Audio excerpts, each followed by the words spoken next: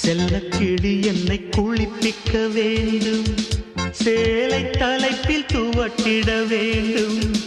கல்லுச்சீலை போல நீ நிற்க வேண்டும், கண்கள் பார்த்து தலைவார வேண்டும், நீ வந்து இலை போட வேண்டும், நான் வந்து